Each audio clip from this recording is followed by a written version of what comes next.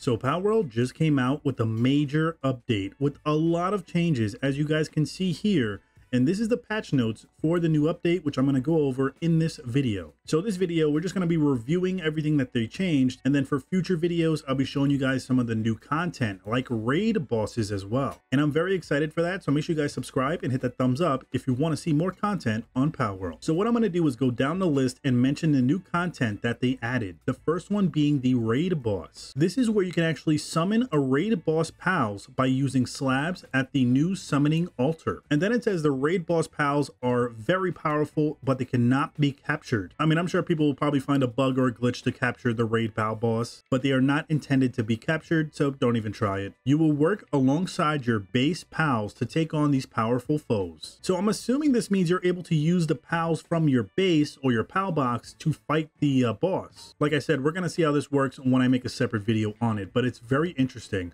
Pal eggs can drop after defeating the raid boss. Oh wow, so you get some eggs after you defeat the boss. They have an extreme version of the raid boss, which is incredibly powerful and difficult to defeat. And then some of the new things they have are training manuals, which is items that have been added. These manuals allow you to give experience points to pals. Another one is an ancient technical manual, which gives you ancient technology points. They have a new recovery meds item, where using these meds will slowly recover your HP over time. They have a new item called Homeward Thunder Cloud, and when used, this item will instantly move you to your nearest base. This is actually probably the most interesting item because you won't need to find a fast travel statue. You would just need to take this item and it will instantly move you to your nearest base in the area. I'm gonna make a YouTube short on most of these items, going over how they work and how you make them and all that stuff. They also added ability glasses. When equipped, you can able to see your pals' stats. They have new stat boosting items like the power fruit, the life fruit, the stout fruit. These items will boost the pal stats when used. They added a new passive ability called Mercy Hit, where pals with this passive cannot reduce enemy HP below 1 when attacking. I'm assuming what this means is your pal won't be able to actually kill off whatever they're fighting, which can help you if you're trying to just lower the HP of a pal so you can capture it without your pal accidentally killing it. It'll get it to 1 HP and it'll stop right there. They have another new item called Ring of Mercy. When you wear this ring, you cannot reduce the enemy's HP below 1 when attacking. Okay, so the Mercy Hit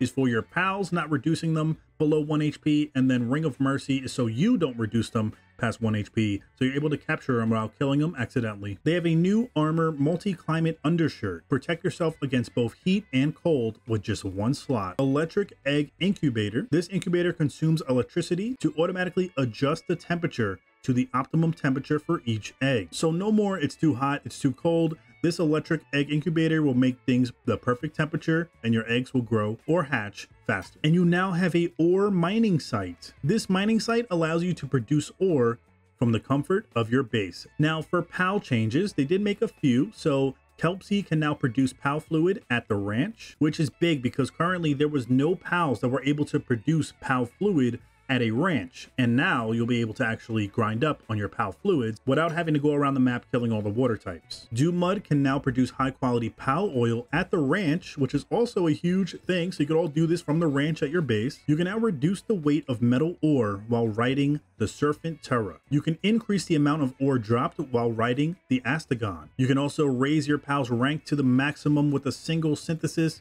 using the PAL Essence Condenser, and then negative PAL status will now be resolved after spending some time in the PAL box, which means, I'm assuming this means when your PAL is sick or depressed, if you put them back in the PAL box for a certain amount of time, that will cure whatever's wrong with them. Now for UI changes, while aiming a sphere, it will now display how many of the target PALs you have already captured. So if you aim it, let's say at a Mammarest, it'll show you beforehand how many Mammarests you already have. You can check the cooldowns on partner skills for all your PALs on the main screen. Equipment and item stats are now visible on the technology screen, even if you don't have the item unlocked. And damage number display size can be changed in the game options. So for base related, they did change a few things. So you are now able to either allow or disallow certain work for base pals at the monitoring stand, which is what a lot of people wanted. If you want your pal to focus on mining and not planting, then you can actually change this in the monitoring stand. Chest filters have been added. Select item types to allow or disallow inside chests. Crafted items are now transported from crafting facilities. Selecting allow transport when crafting will result in pals transporting those items to chest when finished. You can now edit your character's appearance at any time by using the antique dresser. Building and building piece placement rules have been relaxed, so you are now able to connect stairs facing upwards.